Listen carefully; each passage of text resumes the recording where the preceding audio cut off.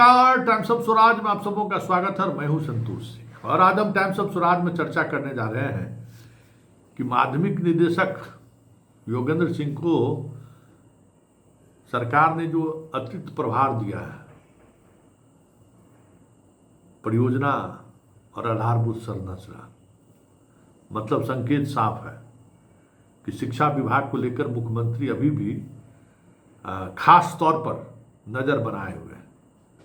और जिस तरीके की गड़बड़ी पाठक के कार्यकाल में, खास करके बैग खरीदारी को लेकर, सबमर्सिबल को लेकर, बहुत सारी जो योजनाओं को लेकर जो शिकायत हुई थी और जिसको लेकर सरकार की बदनामी हुई थी, हमें लगता है कि योगेंद्र सिंह के वहाँ भेजने का मतलब है कि सरकार उन खबरों को लेकर अभी भी संजीदा है। क्योंकि योगेंद्र सिंह को जहाँ तक मैं जानता हूँ और जितना करीब से जानता हूँ, इतना तय मानिए कि शिक्षा विभाग को एक बहुत ही बेहतर ऑफिसर मिला है। और ये भी तय मानिए कि जितने इस तरीके के भ्रष्ट अधिकारी हैं शिक्षा विभाग में,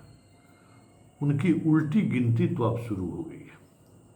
पाठक की तरह बदतमीज नहीं है, भाषाई मर्यादाओं का भी ख्याल रखते हैं, लेकिन कागज कलम में वो इतना मजबूत है कि बड़े से बड़े कलाकारों को हल्दी लगाना ही जानते हैं। कोई ने पैरवी करके बाएं दाएं कर दे, ये भी संभव नहीं है। क्योंकि बिहार के ऐसे ऐसे जिले में ये डीएम रहे हैं जिन जिलों में डीएम का काम काज करना काफी टफ रहा है और ऐसे जिलों में उन्होंने बखूबी काम ही नहीं किया, अपना छाप छोड़ कर गए, चाहे वो नालंदा हो चाहे समस्तीपुर हो। तो ये तय मानिए कि सरकार ने अगर भरोसा दिलाया है तो आने वाले समय में इस विभाग में पहले जितनी गड़बड़ियां हुई हैं वो, और बीआरसी और सीआरसी टीआरसी जितना आपका है, जिसमें आए दिन जो चीज़ें देखने को मिलती है वो चीज़ें आपको नहीं दिखेंगी। और अब एक बात हम ये कह सकते हैं कि अब इस तरीके के भ्रष्टाचार को लेकर मजबूती से आवाज़ उठाया जा सकता है और योगेंद्र सिंह का उस आवाज़ से आवाज़ मिलाने की प्रवृत्ति भी रही है। मीडिया से लगाव इनका नहीं है, मीडिया से ये खास तरीके की दूरी बना कर रखते हैं,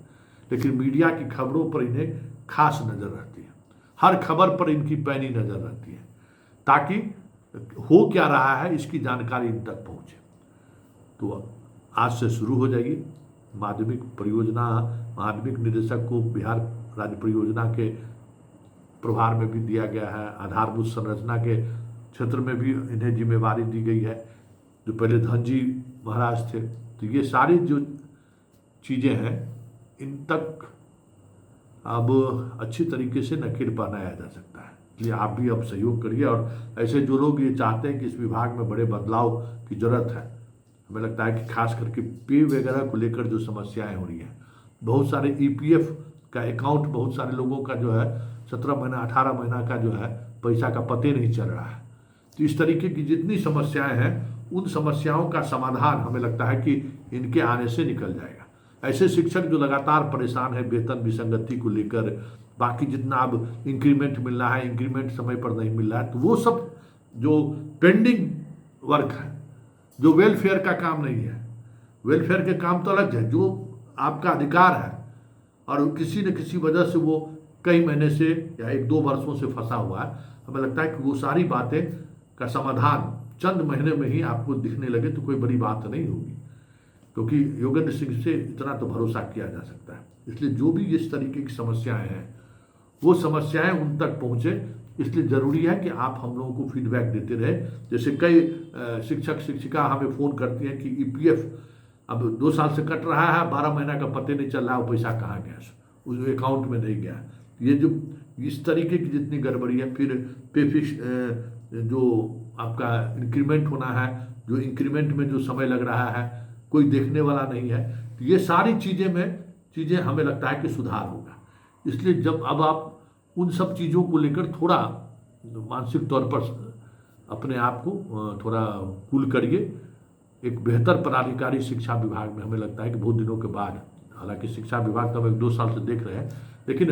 2 वर्षों के दौरान हमें जो अनुभव रहा शिक्षा विभाग का एक बेहतर अधिकारी को मुख्यमंत्री ने आपके लिए पोस्ट किया है और बदलाव दिखेगा, ऐसा